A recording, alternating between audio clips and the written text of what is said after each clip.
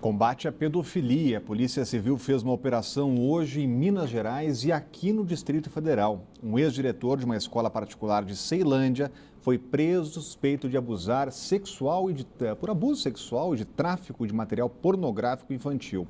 A repórter Érica Blaine tem as informações. O pedófilo foi diretor de uma escola infantil, pai de santo e tinha uma empresa de panfletagem. Delegado, como é que ele agia? Olha, a situação que a gente conseguiu detectar era, primeiramente, ele se aproximava de crianças humildes ou também se apresentava de crianças através da internet, onde ele fazia o contato. A partir desse contato, ele cooptava essas crianças no sentido de passarem vídeos pornográficos, vídeos nus ou dessas pessoas se masturbando. Ele pagava por esses vídeos. Posteriormente, quando ele se envolvia com essas crianças, ele partia para convidar essas crianças para o ato sexual. Nessa investigação, nós detectamos 9 crianças envolvidas que passaram os filmes e também 2 delas que toparam praticar o ato sexual. Foram pelo menos 20 anos aí de atuação aproximadamente, né? A investigação, após o mandado de busca que foi cumprido no mês de maio deste ano, nós apreendemos um HD na casa dele, onde verificamos vários vídeos de crianças e adolescentes praticando atos sexuais com ele, quer dizer, ele filmava esses atos sexuais. Posteriormente, ele saía da cena e incentivava essas crianças a praticarem o ato, essas crianças e os adolescentes a praticar o ato entre si. Nós temos indícios que essas fotos que eram passadas para o Alessandro, elas seriam revendidas para o Jobson, outra pessoa que foi preso durante esse serviço, e também para a Deep Web, onde a gente não sabe qual o destino que será dado a essas fotos dessas crianças. Beleza, obrigada, delegado, pelas informações. E a reportagem completa você confere na segunda edição do Band Cidade, que começa às 6:50 da noite. Até lá. A delegada aposentada Marta Vargas foi condenada por uso de documento falso. Ela é acusada de forjar uma autorização para apurar denúncias sobre o caso do serial killer que matou 6 jovens em Lusiânia em 2010. A delegada ficou conhecida pelas falhas na investigação do crime da 113 Sul. Marta Vargas foi condenada a 2 anos e 4 meses de prisão em regime aberto. De acordo com a denúncia do Ministério Público, a delegada forjou uma autorização para viajar com uma equipe com 7 policiais à cidade de Presidente Juscelino, em Minas Gerais, para prender um homem procurado pela Justiça. A delegada teria criado essa história para poder apurar denúncias que recebeu sobre o caso do serial killer de Lusiânia. O problema é que essa investigação não estava sendo feita pela Delegacia da Asa Sul, onde Marta era delegada. O suposto mandado foi expedido pelo Tribunal do Júri e Delitos de Trânsito de Brasília, órgão que não existe. Outras 2 pessoas que não são servidores públicos também viajaram.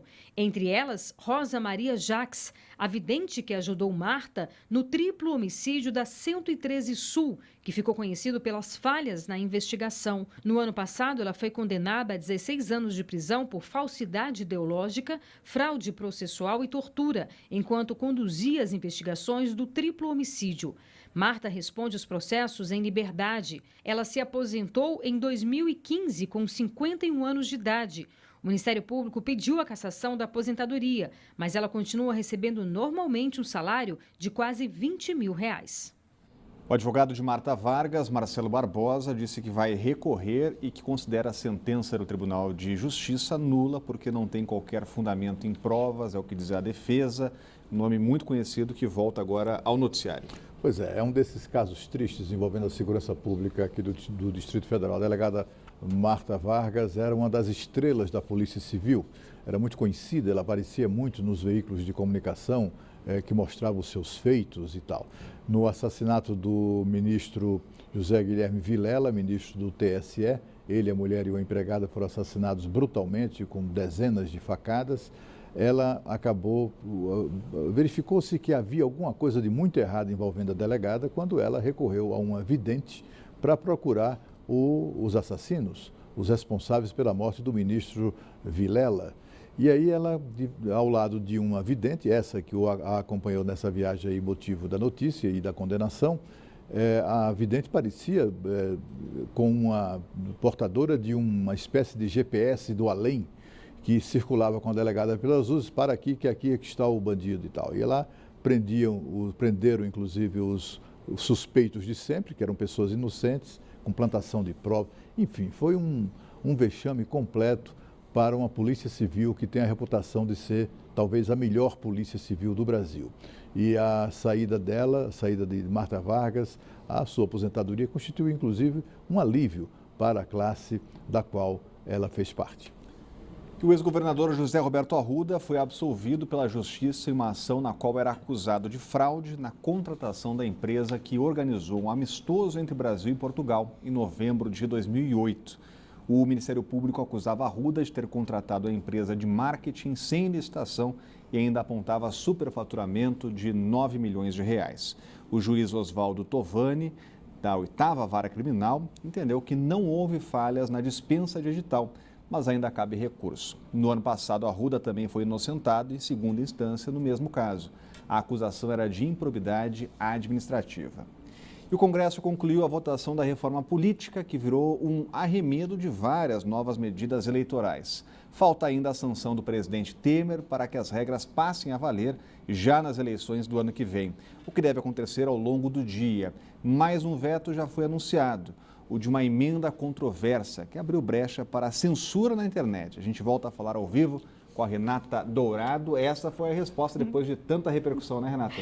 Pois é, a polêmica foi tão grande que teve aí essa reviravolta, né, Rodrigo? Então, agora há pouco, o Palácio do Planalto divulgou uma nota dizendo exatamente isso, que o presidente Michel Temer vai vetar esse artigo aí dessa nova lei, e foi um pedido, inclusive, do próprio autor dessa emenda, deputado Áureo. Então, o presidente conversou essa manhã por telefone com esse deputado, então foi um pedido do próprio deputado, porque, segundo ele, houve uma má interpretação ao que ele realmente queria. O que determinava essa emenda que foi aprovada pelos deputados e que agora vai ter o veto do presidente Michel Temer? Determinava que os provedores, eles teriam no máximo 24 horas para retirar do ar uma publicação que viesse de algum perfil fake, de algum perfil falso. Publicação essa incitando o ódio e que trouxesse alguma mentira também nessa publicação. Então, o que o deputado falou? Ele disse o seguinte, que queria evitar, às vésperas de eleição ou até mesmo em ano eleitoral, aquelas pessoas que criam perfis falsos nas redes sociais e propagam mentiras, publicam coisas que não são verdadeiras, que são mentirosas.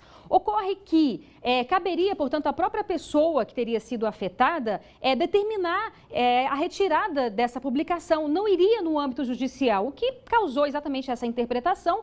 Quem é que vai definir o que é ofensivo, o que não é ofensivo, o que é mentiroso, o que não é mentiroso? Então, diante dessa repercussão negativa, os veículos de imprensa vieram a público falar que tem a Constituição, o direito de liberdade, tem a própria lei também, o marco da internet que proíbe isso. Então, o deputado disse o seguinte, olha, eu fui extremamente mal interpretado, não era isso que eu queria, então vamos posteriormente fazer um debate mais amplo, porque é um assunto muito sério, claro, é um assunto muito importante, isso realmente existe, de pessoas que criam perfis falsos, que colocam mentiras ali, mas você teria que ter, no mínimo, um juiz para definir o que deveria ser retirado do ar ou não, o que não dizia exatamente essa emenda. Então, diante dessa repercussão negativa, o Palácio do Planalto, como a gente disse, divulgou agora há pouco que vai vetar esse artigo. Rodrigo. Obrigado, Renata. A seguir, Brasília vai ser representada por 10 títulos de autores locais em Feira do Livro da Alemanha, uma das maiores do mundo. O Band Cidade volta já.